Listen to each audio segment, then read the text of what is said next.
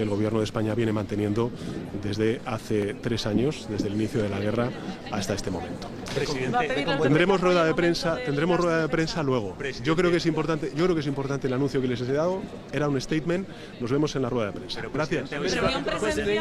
Para movilizar 800.000 millones de euros, una propuesta que fuentes diplomáticas califican como punto de partida. El presidente ucraniano Zelensky vendrá aquí a Bruselas a participar en esta cumbre extraordinaria en la que los 27 esperan reafirmar su compromiso unánime con Ucrania en un contexto que reconocen está cambiando a gran velocidad. También van a discutir de qué manera se puede seguir ayudando a Kiev ahora sin el apoyo de Estados Unidos. Para este año hay comprometidos 30.000 millones de euros, pero cualquier nuevo fondo o aumento del compromiso con Ucrania puede encontrarse con el veto de Hungría, incluso también de Eslovaquia. Bueno, lo primero, yo creo que la reflexión más importante es la del marco. Creo que estamos viviendo un momento, y creo que además los ciudadanos así lo perciben, que se acelera la historia. Estamos viendo un orden internacional que se está erosionando de manera mucho más acusada en estos últimos tiempos, pero no en estos últimos tiempos, desde hace ya años, por desgracia, con la guerra de Putin en Ucrania, pero también con lo que está sucediendo en Gaza. Estamos viendo cómo ese orden internacional, los espacios multilaterales de diplomacia y por tanto de acuerdo, de negociación para alcanzar la paz, se están viendo erosionados. 2, también el propio derecho internacional. Hay que recordar que nosotros estamos apoyando a Ucrania porque defendemos su integridad territorial, porque defendemos la soberanía nacional y el derecho del pueblo ucraniano a decidir libremente ser lo que quieran ser y no ser un país, o en este caso un gobierno, en manos de intereses ajenos, que es lo que ocurre por desgracia con Rusia en otros ámbitos cercanos a Europa, como es el caso de Bielorrusia. Y finalmente, como hay países tanto dentro como fuera de Europa que lo que buscan es una Europa dividida, no la quieren unida. Y por tanto, ante estos 3 grandes desafíos que estamos afrontando desde hace ya bastante tiempo, creo que lo importante es que hoy el Consejo dé certezas, y España va a dar certezas en este Consejo y en los próximos meses. Eso significa el que tenemos que trasladar un mensaje de unidad, un mensaje de fortaleza y un mensaje de que vamos a ir hacia adelante en el fortalecimiento de una Europa mucho más unida. Lo hicimos durante la pandemia, lo hemos hecho durante la crisis energética, lo volveremos a hacer también cuando de lo que hablamos es de la defensa y de la seguridad, y me parece importante incorporar el elemento de la seguridad, porque la seguridad es algo mucho más amplio de la mera defensa, la seguridad europea. Eso por un lado. En segundo lugar, sobre Ucrania. Bueno, como saben, he tenido la oportunidad de poder estar en París, también en Bruselas, también en Londres, ahora de nuevo en Bruselas. Yo creo que tenemos que trasladar un mensaje primero de apoyo total, rotundo a Ucrania, porque mientras se está hablando y especulando sobre qué es lo que vamos a hacer en una tregua, en un alto el fuego o en un potencial acuerdo de paz, la realidad es que hoy la guerra continúa.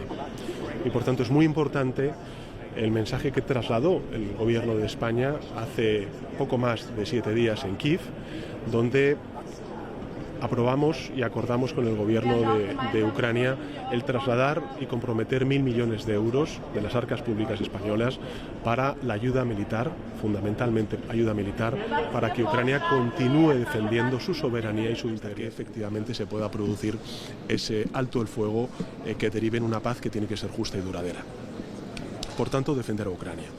En segundo lugar, lo hemos dicho en muchas ocasiones, Ucrania y Europa tenemos que estar en las negociaciones que se puedan producir, porque la paz de Ucrania es la seguridad de Europa y por tanto una y la otra tienen que estar presentes cuando hablemos de qué alto el fuego se produce y sobre todo en qué condiciones y qué camino hacia una paz justa y duradera se puede producir en las próximas semanas o los próximos meses. Esperemos que cuanto antes mejor.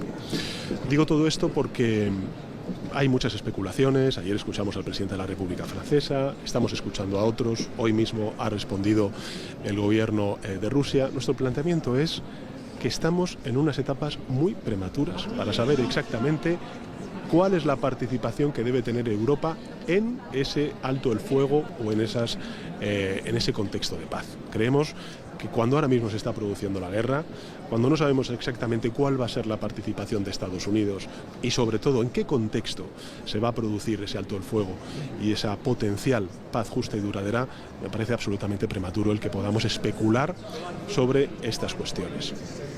En todo caso, creo que es también muy relevante el que Europa no se subestime a sí misma, porque a lo largo de estos últimos 7 años hemos demostrado en muchas ocasiones, en situaciones muy críticas como la emergencia sanitaria, que entre todos hemos logrado superar con creces todos esos desafíos, y este también lo vamos a superar. También lo vamos a superar. Estoy convencido de ello, con una mayor fortaleza de la Unión Europea en aspectos donde probablemente antes hemos delegado esas responsabilidades, como es la seguridad y la defensa común del conjunto de la Unión Europea. Por cierto, no solamente en el este y en el oriente de Europa, sino también en el sur. Nosotros defendemos, y eso es lo que defenderé también en el Consejo Europeo, que esa seguridad sea una seguridad 360 grados, porque también los países del sur tenemos desafíos importantes en lo que respecta a la seguridad y la protección de nuestros conciudadanos y también del conjunto de la Unión Europea. Bueno, sobre todas estas cuestiones voy a hablar en el Consejo Europeo, reafirmando las fortalezas que tiene Europa, porque en muchas ocasiones nos subestimamos, pero somos el mayor bloque comercial del mundo, somos el mayor donante en ayuda al desarrollo del mundo, tenemos industrias punteras, tenemos ejércitos capaces, tenemos un modelo de convivencia, de democracia, de respeto a los derechos y las libertades como ninguna otra región en el mundo, y sobre todo lo que tenemos son ciudadanos libres. Con lo cual, sobre esas premisas, yo creo que podemos dar una respuesta lo suficientemente equitativa y eficaz a los desafíos que tenemos por delante. He dicho antes que he estado en Kiev, que he estado en París, que he estado en Londres, que he estado en Bruselas. De nuevo en Bruselas, vamos a tener otro consejo a finales del mes de marzo. He anunciado mi comparecencia en el Congreso de los Diputados a finales del mes de marzo, pero creo que la actualidad, la información que empezamos a tener ya y la conformación de criterio en cuanto a qué cosas podemos empezar a hacer entre todos los europeos amerita el que la próxima semana pueda llamar a todos los líderes de los grupos parlamentarios para poder intercambiar opiniones, reflexiones sobre los desafíos que tiene Europa y, por supuesto, también cuál es el planteamiento que tiene el Gobierno de España. Por eso les anuncio que el próximo jueves llamaré a todos los líderes de los grupos parlamentarios, al jefe de la oposición y al resto de grupos parlamentarios, salvo a Vox. Vox no va a estar en la ecuación porque ya tenemos muy claro cuál es la visión de Vox, para compartir esa información con todos ellos y algunas reflexiones y también posiciones que el Gobierno de España viene manteniendo desde hace 3 años, desde el inicio de la guerra hasta este momento. Tendremos rueda de prensa luego. Yo creo que es importante el anuncio que les he dado. Era un statement. Nos vemos en la rueda de prensa. Gracias.